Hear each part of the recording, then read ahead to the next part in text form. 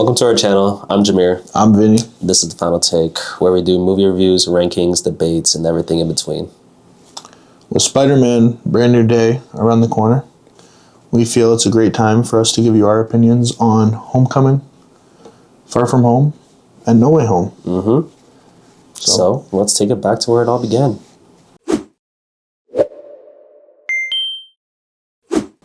Jameer. What's up? We're finally here. Mm-hmm. Brand new day. The long anticipated day. Less than a week. Less than a week. But let's talk about the journey that we got to brand new day. Take it back to Homecoming. Let's give the floor to you for Homecoming. What are your thoughts on it?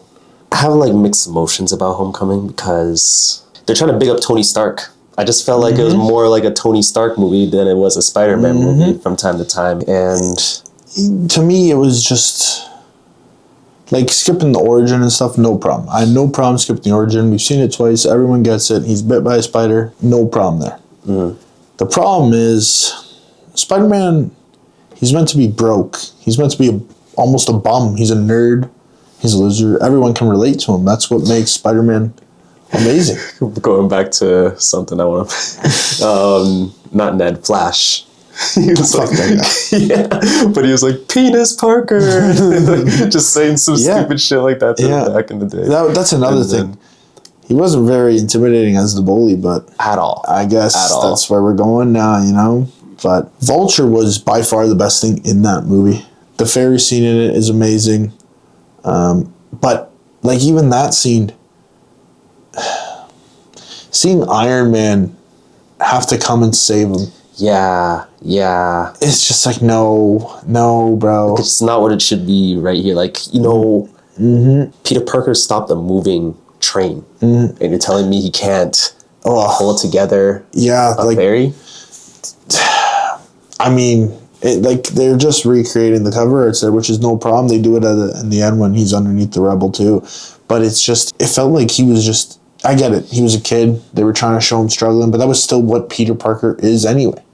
And now you have him with all this tech and all this jazz, and he takes off the training wheels in his suit, and I'm just like, what is going on? Oh, yeah, and then don't forget Iron Man grounded him. I mean, Big Poppy Tony Stark grounded him. That line's tough, though. That line's tough near the end of the movie when he's like, if you're nothing without this suit, then you shouldn't have it. I was like, oh my goodness.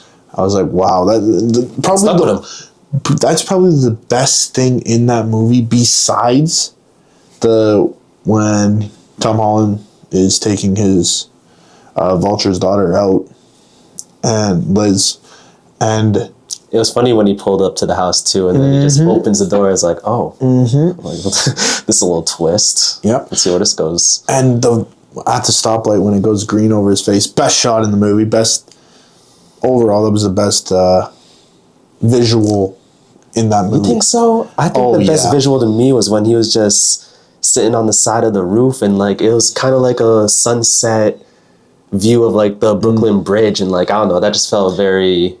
I like that scene. Yeah, I like that shot. It was a very nice shot of him just sitting on the side of the house. I think it was more so definitely the green light scene for me, at least. And then at the end of that movie, the post-credit scene in that movie when Spider-Man lets Vulture live and he leaves him, and then he goes off to jail, and you see Scorpion come in. Finally, it's getting paid off, but you see Scorpion come in, and he asks Vulture, "I heard you know who Spider-Man is," and Vulture just says, "Nope, I don't know who that is. I no clue." And it's just like, damn, like he earned that much respect from him that he didn't reveal his identity to someone who put him there, and you know, just little small things like that.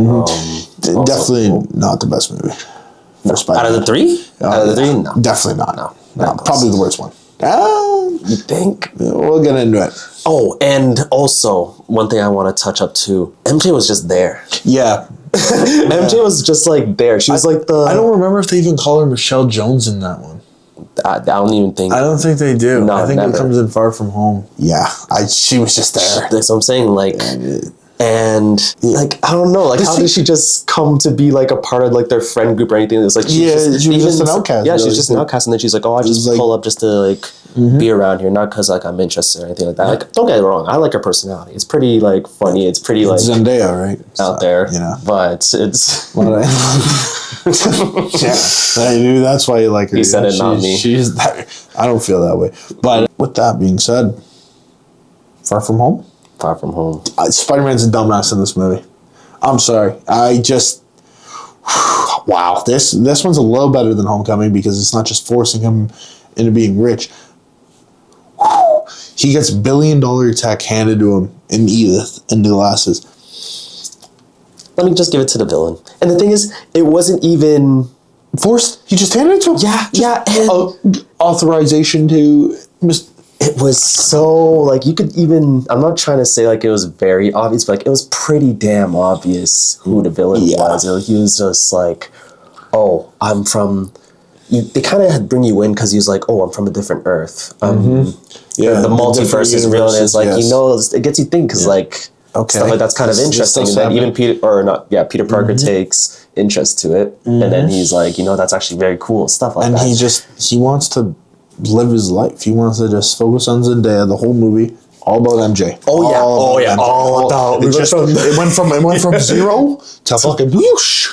Don't give a shit about her in the first movie, not even the love interest at all. And then the second movie is just like, oh my god, here we go. Love. Here we go, yeah. Let's only talk about her. She's the only thing on my mind, yeah. And this was a problem with the John Watts trilogy. Ned just got in a relationship on a plane. It's something very small, but I'm just like, how does that even happen? And then they're just random. They dated for the trip, and then it's like they're done. It's like these high school flings. They happen. They tend to happen. It goes on.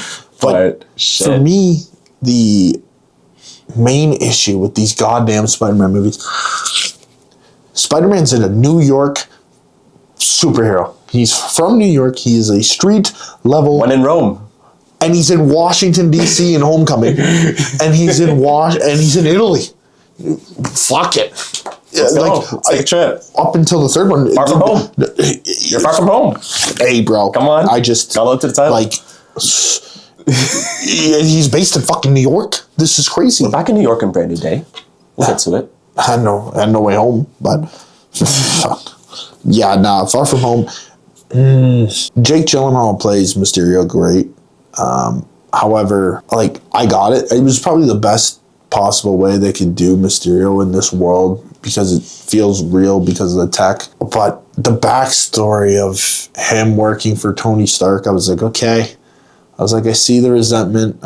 I got it. But it just felt like, I don't want to say forced, but kind of felt like he was nowhere near... not intimidating, interesting enough for me to care about him. Because the fight scenes in this one, they stepped up. They were way better. Way better. Homecoming, it was like, holy. But these fight scenes, they were good. Like, and the way Mysterio was messing with Peter Parker's head, that's Mysterio. That's how he's supposed to be. That's what he does. And that one was good. But my favorite part of this film is just the ending. Oh, and the one scene where he shows the Spidey sense when he's going to shoot him in the head. Oh, and then he just catches it? I was like, there we go. I was like, he's done with the games. That's good stuff. That's good stuff. Mysterio had one up on him. And don't even... we're going to get to that too. But like, how did the public actually side with Mysterio? Yeah. It was literally as blatant as day that it was an illusion. They were all droids. But no, Spider-Man's a vigilante. He's a killer. He's a murderer. And the hologram of the monsters are like fading. And it's like, this is weird. It's like, oh, you don't see that half the monster's head's gone? The end of this film, like right at the end, Mysterio pulls one last, like the ace up in his sleeve, pulls it right out. And he goes... post a video. His name's Peter Parker. Yep, just drop the bomb. Just said, just Spider-Man is, and I liked how it lagged. I liked how it showed the lagging. Spider-Man is Peter Parker, and then the movie goes, and it just ends. And then nobody knows, like, what the fuck? And then ends. Perfect. It's just, it's perfect. Stuff. It's amazing. And, like, that was the best part of the movie for me. Because, like, it was kind of insulting sometimes during the film when Spider-Man's showing up in Italy as a new identity as Spider Monkey. I was like, oh, yeah. I was like, this is good. This is not gonna. No one's gonna know. Oh, he showed up in Washington and he's in Italy with us. Oh, but that's a nitpick. But let's get into the best one. Do we agree it's the best one? It's the best one. It's the best one out of 3. No Way Very Home. Simple. Very simple. No Way Home. We're back in New York, obviously. Finally, Spider-Man's in New York. Not Washington, not Italy. We're back in New York. We did it. Took 3 movies, but we're back. But here's my thing. Through all of this, y'all are gonna attack me. Through all this mid that I've witnessed, we finally get a little like interesting here. A little interesting. Whoa, a little interesting. No Way Home is a little interesting to you? Okay. Hell no. Okay. A little interesting? Pretty interesting. What did you give No Way Home on a 10? Out of 5. What was your letterbox on it? Like, if you want me to be real with you, I give it a 3. Oh, hell no. You're giving it a 3.5. Yeah, 3.5. Oh, hell no. Oh, hell no. It was good, but it's nothing that, like, changed my life. Oh, my goodness. And the thing is, like... Didn't you give Supergirl a 3? I gave Supergirl 4. Nah. You gave Supergirl a 4. And you gave No Way Home... Now I think about it. Now I think about it. Yeah, I'm gonna have to give it a 4. It's on the same tier. Because here's my thing. You just said Spider-Man, No Way Home is on the same tier as Supergirl. Like, oh, hell no. These comments have been against me. There's no way in hell. Like, there is no way in hell. We are sitting here saying Supergirl is on par with No Way Home. You know what? This is not happening. You know what? I might be speaking Wasi. Like, I don't want to go back. I hope you are. Nitpick, because, like, I'm just trying to, like, think back. Because, look, I have to update my letterbox. Because, like I said, every time I watch a movie, like, let's just say the Odyssey, a 5-star to me now is like the rankings change. When I watch Supergirl, to me it was a 4-star. I rank it lower because to me a 4-star is like it's more value now. You know what I'm saying? So I'd have to update the Supergirl ranking. Well, let's get into this. No Way Home. You want the floor? I want the floor. All right, it's yours. What do you think? No Way Home was, this time we get the more interesting view of it because my favorite part in the movie was when the OGs pulled up. We got Tobey Maguire, we got Andrew Garfield. And it's just like... I love how during the movie they pause when they enter. So like in the theater, everyone's clapping, losing their mind, and they give them a little pause.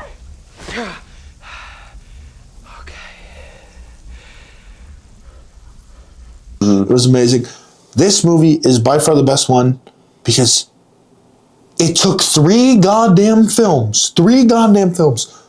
Spider-Man finally got a consequence. He finally had to deal with some responsibility for something in his goddamn life in this fucking movie.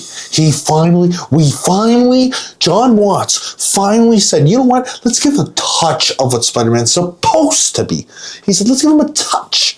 The Doctor Strange, my bad for cutting you off, the Doctor Strange vs. Spider-Man 1v1 was pretty fun to watch. That was cool. And I'm not gonna lie, I was surprised Spider-Man won.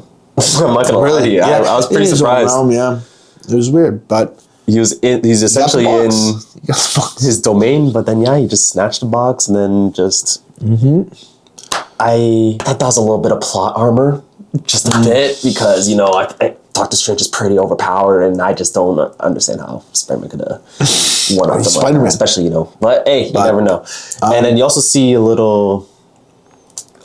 going back to what's called Andrew Garfield and Tobey Maguire. They let you, feel a moment, because right after Aunt May gets killed, Peter's obviously emotional, very emotional, in a very down state, and... all 3 of them obviously have suffered. They're the same person. Exactly, they're the same person. So they suffered the same tragedy, just in a different form in their own respective universes. And they were like, okay, I see you spiraling down a dark path. We've been there. We actually like lived that. We didn't have anyone. It was kind of like a big brother. We didn't have a guidance. Yeah, we didn't have a guidance. Like we just reacted based off of impulse or just off of emotion. And then the guys. I'm sorry, I'm rambling, but when Andrew Garfield was like, yeah, I became a person that I wasn't, and then Tobey Maguire, he said, I wanted to kill him, and I got what I want, but it didn't change how I felt. It didn't change anything. And I was like, damn. And I was like, is that really what you want to do? And then the funny thing is, he was really about to go to Tobey Maguire's stop. I'm not gonna lie. I wanted to see what would happen if he actually actually killed him. I thought they were actually gonna sit there and let him go through it. Like, nah. No, my thing is, I feel Andrew Garfield and Tobey Maguire essentially were the Uncle Ben to Tom Holland, in the sense that Tom Holland didn't have an Uncle Ben. He's not, there's just no Uncle Ben. He's not around in that movie for whatever reason. John Watts said, yeah, fuck that. But it felt like to me that he was getting guidance from people with the same perspectives as him, because that's how they were raised, with Uncle Ben's perspectives. And it showed coming down on him. And you see it at the end of the film when he knows what he has to do because of the mistake he did. And another thing, another dumbass just shut the fuck up when he's making a spell. It's not hard. Yeah. He keeps going.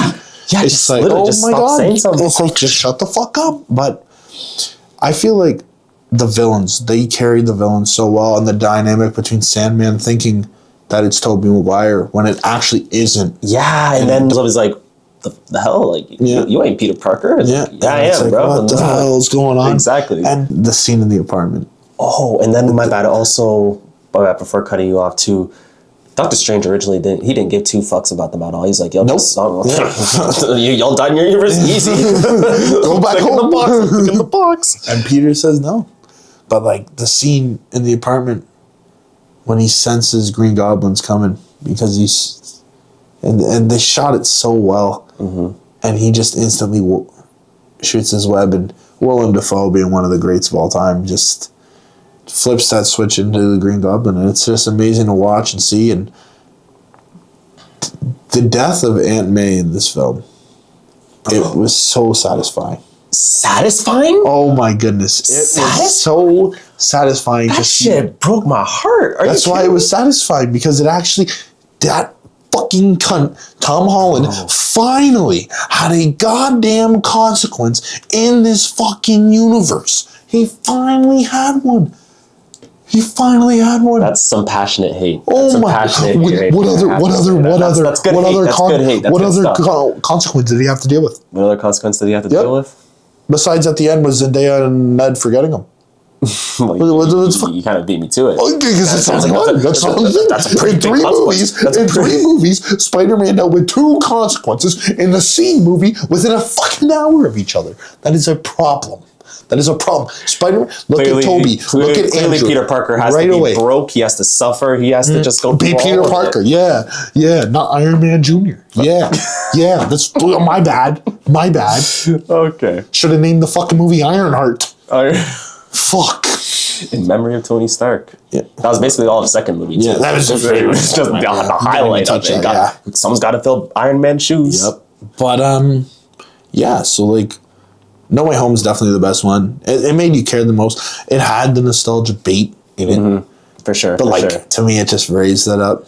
Whereas it didn't, like, hurt. It wasn't forced. It felt like it made sense. And the scene when they get introduced, Zendaya and Ned are like, who the fuck's that? It was amazing. And Toby and Andrew having the web off was great. Oh, and the funny things too, like the little like minor things are like, so like you're just able to like spew out webs from your body. We're not able to do that. Yeah. So like, what's it like? And then like it's just like goofy little like moments like that too. Is it only your wrists? Or like does it come out from other places? Yeah, I was like, that's funny shit like great. That too. But yeah, like that's the third one, and yeah, number 4, easily the best one out of all of them. I enjoyed that one. That was a good one. It was definitely the best one. Yeah. Now, number 4. You want to touch into it for a quick 10 minutes? Not even 10 minutes, like 5 minutes. One prediction each from each other for this film. One prediction each. But we'll ask one question. Do you think Spider-Man or Peter Parker somehow gets MJ and Ned to remember the past? Get their memories back? Yes. I don't think so. You don't think so? I don't think so. I think at the end of this movie, I feel like movie, it'll be like a small little like flashback or just something will click. It's going to be the necklace, Something will If click. it does happen, it will be the necklace. The broken necklace? Yeah. I think this is the last movie with Zendaya. You beat me to it. I think this is the last film with Zendaya, and you're going to get introduced to Gwen Stacy in this universe. In this movie. Here's my bold take. MJ gets cooked. No, you think she's dead? I think she gets cooked. Oh, I think she gets cooked. Wow. That would be consequences back to back. That would be some. It would be some, but like I feel like because think about it. Mm-hmm. Like I'm not gonna say it only on me, but usually the love interest gets cooked. Yeah, that's the common denominator. But like in all the universes. Well, not until McGuire's. She ain't dead. But Andrew Garfield, oof. Brutal stuff. That was a great scene too in the third one. But, all right, we'll give you the MJ one. We'll give you the MJ prediction. I'm going with. This is going to be hot. This is going to be a little crazy. I don't believe Sadie Sink is Jean Grey.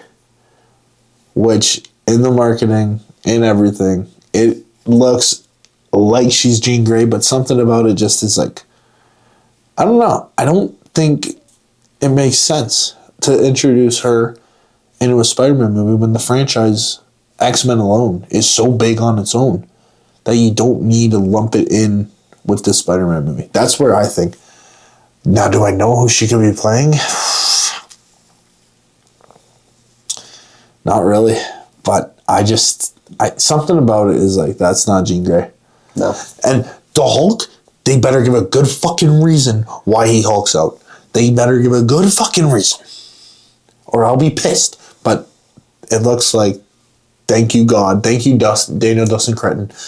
He's back. I don't want to see no more fucking Hulk doing math equations. Exactly. None of that fucking more. At all. Give me the angry, fucking Flash. Just on site. Mm-hmm. Give me Avengers fucking 1 puny God.